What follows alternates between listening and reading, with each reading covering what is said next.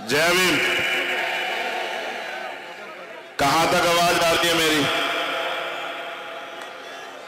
हाथ उठा के बताओ कहां तक आवाज आ रही है। मैं 15 मिनट आपसे बात करूंगा, उसके बाद हम लोग जो संविधान बचाओ यात्रा का मार्च है वो करेंगे बड़े अनुशासन में। इन 15 मिनट में मैं बहुत सारी बातें आपसे रखूंगा। भोपालगढ़ की ऐतिहासिक धरती, यहां हजारों हजारों की संख्या में उपस्थित हक वंचित समाज के पहरेदारों, माताएं बहनों, बच्चियों, बच्चों, नौजवानों और सम्मानित बुजुर्गों, सबसे पहले तो मैं समय समय पे भारत की धरती पे जन्मे सभी संतों, गुरुओं, महापुरुषों को नमन करता हूं। उनको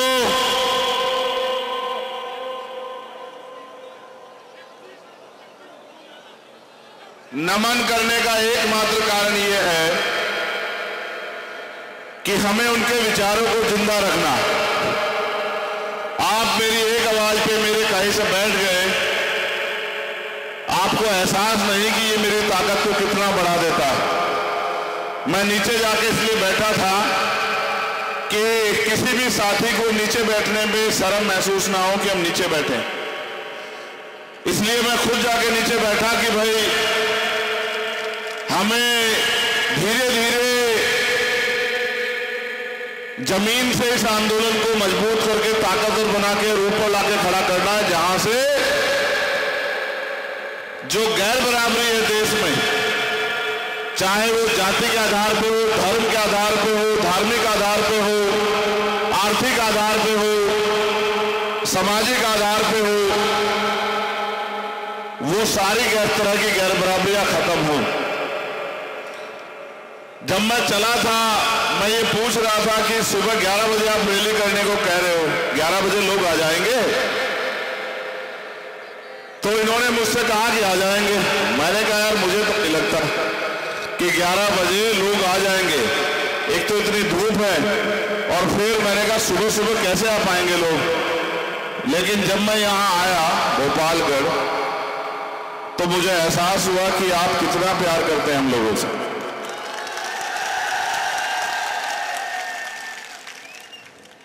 मैं उन साथियों का भी धन्यवाद दूंगा जो मोटरसाइकिल पे अपने अपने साधनों से बहुत दूर से हिम्मत बांध के जो है हमारे साथ चले आ रहे हैं। और जिन साथियों ने इतना अच्छा आयोजन कराया, यहाँ की पूरी जिला कमेटी, मंडल और संभाग कमेटी के अपने सभी नेताओं का धन्यवाद करता हूं। बात है अब से 10 साल पहले की। मैंने आज तक कभी इस बात पे जिक्र नहीं किया कहीं। जब 10 साल पहले इस कार्यवाह को आगे चलाने के लिए हम लोग घर से निकले, तो बड़े अमीरों ने, ताकतवर लोगों ने, बड़े बड़े नेताओं ने ये कहते हुए मजाक उड़ाया कि तुम जैसे बहुत आए बहुत चले गए, और बहुत आएंगे भी। हर किसी के अंदर थोड़े दिन का उबाल होता है कि वो सामाजिक परिवर्तन के आंदोलन का साथी बने। मैं उस अपमान को, उस हंसी मजाक को सहता रहा, लेकिन जब आज भोपालगढ़ आया और आपका वास्तविकता में किसी के लिए कुछ करने का जज्बा और लोगों का विश्वास, लोगों का प्यार, माँ बहनों का आशीर्वाद उसके साथ खड़ा हो जाए, तो दुनिया की कोई ताकत उसे तरक्की करने से रोक नहीं सकती। ऐसे कितने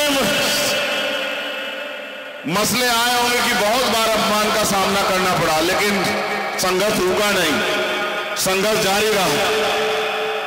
मैं लगातार राजस्थान भी आता हूं।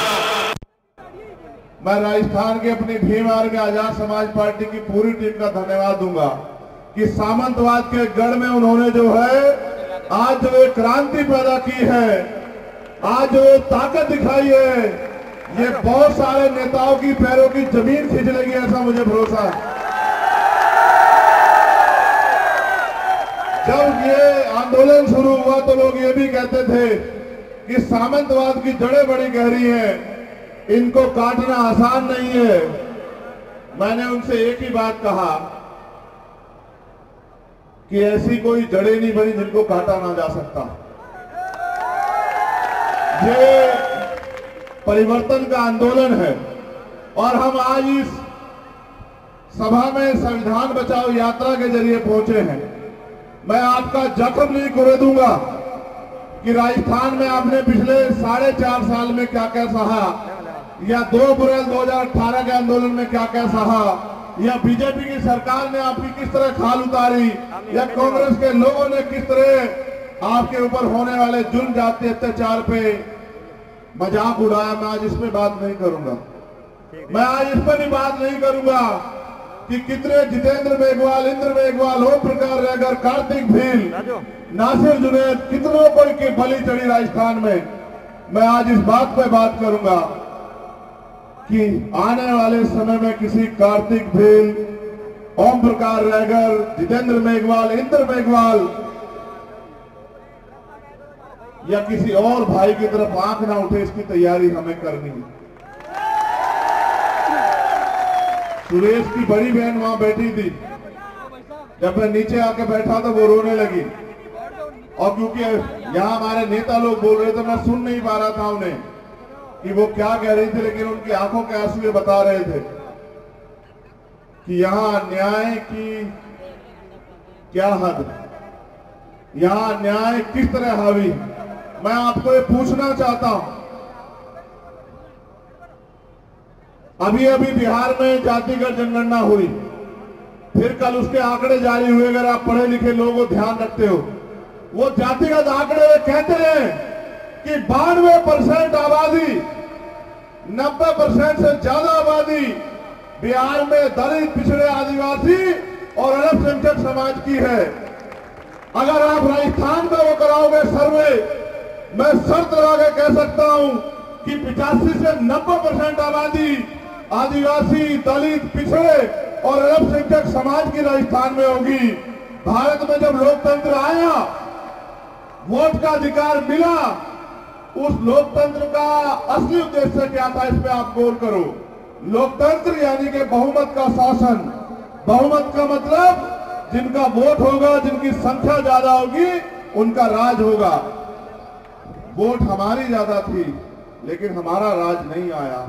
सदियों सदियों हम लोग आजादी से पहले इंतजार करते रहे कि कोई हमारे जुल्म जाति पे दिल पसीजेगा किसी का, कोई हमारे आंसुओं पे, हमारी उधरती चमड़ी पे कोई तकलीफ करके यह न्याय अत्याचार बंद करेगा। कभी बंद नहीं हुआ। आजादी के बाद, संविधान के आने के बाद हमें अवसर मिले कि अगर हम पे न्याय होगा तो उसको सजा मिलेगी। वो अलग बात है कि न्याय ताकतवर लोगों की कठपुतली बन गया है। न्यायपालिका में चाहे जिले की हो या प्रदेश की हो, हाई कोर्ट हो, सुप्रीम कोर्ट हो, उनमें भी आज हमारे लोगों की संख्या नहीं है। वहां भी हमारे घुसने के बैरियर लगाए गए हैं। मैंने कल ही और मैं लगातार कह रहा था कि आजाद समाज पार्टी का उद्देश्य है संपूर्ण सामाजिक न्याय, यानी कि अंतिम व्यक्ति को भी जो हाशिए पे है उसको भी रोटी, कपड़ा, मकान, स्वाभिमान, सम्मान का जीवन, और उसको भी अवसर मिले। अगर उस पर जमीन नहीं, उसको जमीन मिले। उस पर रोजगार नहीं, उसको रोजगार मिले। उस पर उद्योग नहीं, उसको उद्योग मिले। और अगर उसके पास गरीबी है तो उसकी जेब भरी जाए, उसको ताकतवर बनाया जाए, वो स्वाभिमान सम्मान से जिए, अन्याय अत्याचार बंद हो, जुडिशरी हो या सरकार का कोई भी तंत्र हो, संविधान के द्वारा जो व्यवस्था बनी है उसका कोई भी हिस्सा हो, सब में आबादी के हिसाब से हिस्सेदारी होनी चाहिए। लेकिन गजब देखिए कि लगातार जातिगत आंकड़ों को छिपाया गया। मैंने आपसे कहा कि 90% आबादी राजस्थान में आपकी है, तो आप मुझे बताओ कि राजस्थान में राज किसका होना चाहिए? राजस्थान में ना राज आपका, ना स्थान आपका। ये तब मिलेगा जब आप अपनी वोट की ताकत का सही प्रयोग करोगे। और अगर वोट की ताकत का प्रयोग नहीं करोगे तो अकेला चंद्रशेखर आजाद या लाखों का समूह एक कानून नहीं बना पाएगा, एक व्यक्ति को सजा नहीं दिला पाएगा। लेकिन अगर आपने अपने आप को ताकतवर बनाने का फैसला ले लिया, अगर आपने तय कर लिया कि अब हम गुलामियों की बेड़ियों में नहीं रहेंगे, अगर आपने तय कर लिया कि हम हर जुल्म को खत्म करेंगे जड़ से, एक तरीका यह है कि अन्याय होने के बाद आप सड़कों पे आओ न्याय मांगने, FIR लिखाने, गिरफ्तारी कराने। और एक तरीका यह है कि अपनी ताकत बनाओ कि कोई ऐसी सामंतवादी सोच ही जो है वो किसी के दिमाग में ना आए कि किसी कमजोर की बेटी की तरफ आंख उठा के देखा जाए, किसी कमजोर के बच्चे की तरफ आंख उठा के देखा जाए, मटकी छूने में किसी की हत्या की जाए, मूछे रखने में किसी की हत्या की जाए। इस तरह की जो सोच है सामंतवाद की, उसके पैर उखड़ जाए। मैं आपको ये कहना चाहता हूं, हर चीज की एक सीमा होती है। अगर आपने कभी घर में कुत्ता पाला हो, उसको भी देखना, अगर कुत्ते के आगे से भी उसका भोजन उठाओगे, एक समय तक उससे छेड़खानी करो, वो प्यार देगा, लेकिन एक समय के बीतने के बाद वो भी हिंसक हो जाएगा। मेरे लोगों को हो बताने क्या गया है, हर साल धोखा खाते हैं और फिर 5 साल के धोखे के लिए तैयारी करते हैं। जिन्होंने आज तक आपकी उधड़ी हुई चमड़ी और लुटती हुई इज्जतों पे एक बार आंसू नहीं बहाया, एक शब्द नहीं कहा, वो आपको न्याय दे देंगे। मेरे लोगों वो कभी आपको न्याय नहीं दे। आपको याद है, मैं इंद्र मेघवाल के घर 4 बार आया, 4 बार मुझे लौटा दिया गया, दिल्ली छोड़ के आते हैं पुलिस लगा के। मैं इनके पुलिस से नहीं भिड़ना चाहता, मैं चाहता हूं कि मैं जानता हूं कि पुलिस में हमारे लोग हैं, लेकिन पुलिस करे क्या, पुलिस सरकार की है। आप ये बताओ, क्या जुल्म जाति अन्याय अत्याचार आपके भाग्य में किसने लिखा है क्या? वोट की शक्ति से आप चाहो तो किसी को भी जो है ताकतवर बना दो, और किसी को भी जो है जो अपने आप को ताकतवर समझता है उसको जमीन पे बिठा दो। ये वोट की ताकत है। आप अपनी ताकत को क्यों नहीं समझ रहे हो? वोट का अधिकार बिकने के लिए नहीं मिला है मेरे लोगों। रोटी रोजी तो हम लोग खा ही रहे हैं, कच्ची पक्की खा रहे हैं, ये बात सच है। नमक से खा रहे हैं, ये बात सच है। लेकिन स्वाभिमान, सम्मान, क्योंकि मेरे पिताजी ने मुझे सिखाया कि व्यक्ति भूखा रह सकता है लेकिन अपमानित होकर नहीं रह सकता। हम इस राजस्थान में अपमान क्यों बर्दाश्त करें? आपने मुझे पगड़ी पहनाई, ये बहुत अच्छी बात है, लेकिन असल मजा तब आएगा जब राजस्थान में मेरे लोग सर पे पगड़ी आएगी, और वो पगड़ी जिसमें ताकत होगी, जिस पगड़ी के पहनने के बाद आपकी कलम में वो ताकत होगी कि आप चाहो तो अपने बच्चों को कितने रोजगार दे दो, आप चाहो तो कितने ही भूमिहीनों को भूमि दे दो, कितने ही लोगों को लोन दे दो, कितने लोगों को रोजगार दे दो, कितने ही लोगों को, गरीबों को, कमजोरों को सशस्त्र लाइन सस्ते दे दो। तमाम तरह की योजनाएं जो है वो आपके हिसाब से बने। वो पगड़ी और उसका एकमात्र तरीका है कि अपनी वोट की शक्ति को इकट्ठा करो। एक फाइल मेरे पास आई, बहुत जरूरी मसला, मैं इस पर जरूर बोलूंगा। सुनील इंडलिया मेघवाल का, आप जानते हैं सुनील को? जो नहीं जानता है जान लो। उन्होंने मुझे बताया कि 4 साल पहले शहीद हुए, और उनकी 4 पीढ़ी है आर्मी में, लेकिन आज तक शहीद का दर्जा नहीं मिला। आप सुनो मेरी बात को, आपको समझ आएगी। ना मिला शहीद का दर्जा, ना मिलेगा। क्यों नहीं मिलेगा ये भी जान लो। मेरा एक छोटा भाई आर्मी में, उसका फोन आया एक दिन मुझे कि भैया आप एक मामला उठा दो। मैंने कहा क्या हुआ? कि हमारे यहां एक शेड्यूल कास्ट के सिपाही को एक सीओ रैंक के अधिकारी ने बहुत अपमानित किया, बहुत गालियां दी सबके सामने। इतनी गालियां दी, उल्टा सीधा बका, जाति सूचक शब्द कहे कि वो एक दिन तो किसी के साथ बोला नहीं और अगले दिन उसने सुसाइड कर लिया।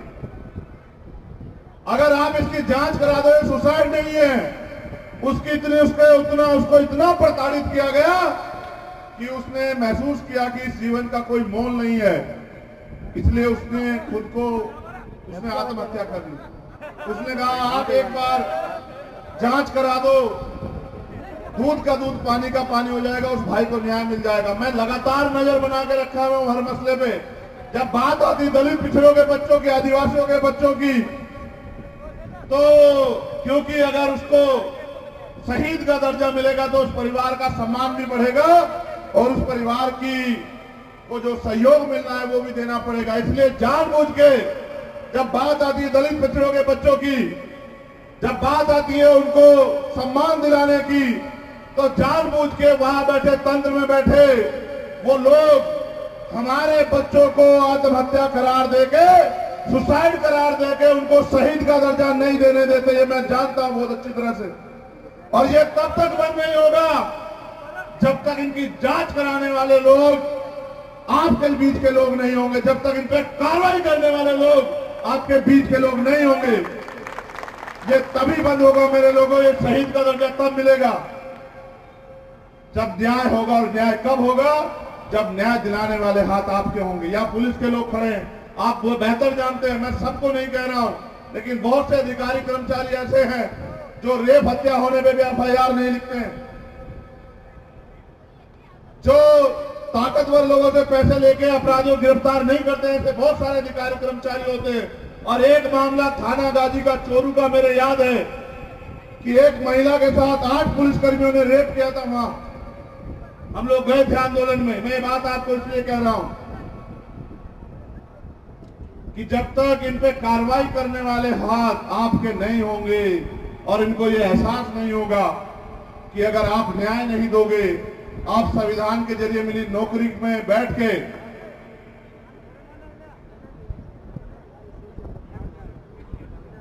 ताकतवर लोगों की चापलूसी करोगे, अपनी नौकरी का सही जो है इस्तेमाल नहीं करोगे कमजोरों की मदद के लिए, तो आप पे कोई कार्रवाई नहीं होगी। जब तक इनको यह एहसास ना हो जाए कार्रवाई हो सकती है, तब तक ये लोग जिम्मेदारी से काम नहीं करेंगे। पुलिस सरकार की होती है, इंटेलिजेंस सरकार की होती है, जिसे चाहे अपराधी बना दो और जिस अपराधी को चाहे छोड़ दो। आप अपनी ताकत बनाओ, शहीद का दर्जा भी मिलेगा, वो सम्मान भी मिलेगा और कोई भाई जो है उसके साथ अन्याय नहीं होगा भविष्य में। इसलिए मैं बात आपको बता रहा हूं। मैं तो जानता हूं, मैंने 50 मामले देखे। एक मामला मेरे यहां सहारनपुर में हुआ, बच्चे को उसको गोली यहां लगी हुई है। मैंने पूछा कैसे, कहा कि सुसाइड कर लिया है। तो मैंने कहा कैसे, यहां कैसे सुसाइड कर लिया? कहा हम तो कुछ नहीं कह सकते, हमें तो ये पता है कि सुसाइड कर लिया है। फिर एक और दूसरा बच्चा ड्यूटी करता हुआ पानी का टैंक साफ करने के लिए घुसा, वही मौत होगी। पूछा क्या हुआ? सुसाइड कर लिया। और अभी खुल के जीने नहीं दिया, फिर वो कैसे जो है उसकी तरक्की होगी? और अभी आया वुमेन रिजर्वेशन, आपने देखा गया, महिलाओं के लिए 33% आरक्षण महिलाओं के लिए नहीं है, बिल्कुल महिलाओं के लिए नहीं है। महिलाओं के लिए तब होगा जब उसमें SC, ST, OBC और माइनॉरिटी की महिलाओं को आरक्षण मिलेगा उस 33% में, तब होगा महिलाओं के लिए। अभी तो ताकतवर लोगों के लिए है। और कल मेरे एक साथी इसका उदाहरण बता रहे थे कि आजाद भाई एक तरफ शेर खड़ा कर दो, शेर का मतलब उनके समझाने के अनुसार शेरनी, और एक तरफ बिल्ली, और बीच में रख दो कोई भी खाने का टुकड़ा जिसको खाती हो। तो आप ये देखना क्या शेरनी के आगे बिल्ली खा लेगी क्या? आप बताओ, क्या शेरनी बिल्ली को खाने देगी क्या? और अगर ज्यादा बिल्ली ने जिदबाजी करी तो शेरनी बिल्ली को भी खा जाएगी। समझ रहे हो? ये महिला रिजर्वेशन नहीं है। इस यात्रा खत्म कर लूं, जातिगत जनगणना पे और दलित पिछड़े वर्ग की महिलाओं को, आदिवासी महिलाओं को भी संविधान में जाने का अधिकार मिले, इसके लिए एक बड़ा आरक्षण आंदोलन करके और सरकार की जो है नाक में नकेल कसने काम हम लोग करेंगे। आप लोग याद रखना, जब हमारे बीच में ये पल्लू करके बैठी हमारी माँ बहनें जाएंगी और अपने हकों के लिए संविधान में, संसद में जाके बोलेंगी, तब आएगा संविधान में महिला आरक्षण का सही फायदा तब मिलेगा। और अगर ये नहीं जा सकती तो ऐसा कोई भी जो है अधिकार हमें मंजूर नहीं, ऐसा कोई भी कानून हमें मंजूर नहीं। मैं आपसे आग्रह करूंगा, क्योंकि समय कम है और मुझे पीछे से बताया गया कि भीमनाल में ग्राउंड भर गया है, 5 घंटे का सफर है। एक संविधान बचाओ मार्च हम लोग करेंगे। बहुत अनुशासन में आना। आज की संख्या आपकी इतनी है कि जहां से पानी नहीं निकलता हो जिस धरती से, वो भी इससे भी पानी निकल जाएगा, याद रखना। बहुत अनुशासन में वो वॉलंटियर साथियों से कहूंगा कि वो व्यवस्था बनाएं और ये 500-700 मीटर का मार्च अनुशासन में चलना। बस आखिरी बात बताओ, आपका चुनाव निशान क्या है, पहले ये बताओ, जोर से बताओ, क्या चुनाव निशान? चलो मैं एक बार बताता हूं, आपको याद रहे कि सारी पार्टी देख ली, सारी पार्टी देख ली, सारी पार्टी देख ली। आपका चुनाव निशान है केतली। इधर आप केतली में एक एक वोट डाल के उसको मजबूत करोगे तो केतली की ताकत से जो निकल के आएगा वो आपकी सारी समस्या हल करने के लिए लड़ेगा। बहुत बहुत धन्यवाद। जय राजस्थान, गोपालगढ़ की जय हो। आराम से गिरो मत, गिरो मत। इधर देखो, इधर एक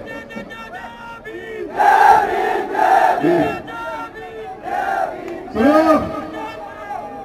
ये मेरे पास है, इसकी ताकत मांग रहा हूं तुमसे, इसकी बस ये मेरे पास है, इससे कुछ नहीं बदल रहा, मैंने देख लिया। अगर जिंदगी बदलनी है तो इसकी ताकत और फिर देखो कैसे वारे न्यारे करके दिखाता हूं तुम्हें। ये बात याद रखना, इसकी ताकत दो एक बार। धन्यवाद, जय हिंद।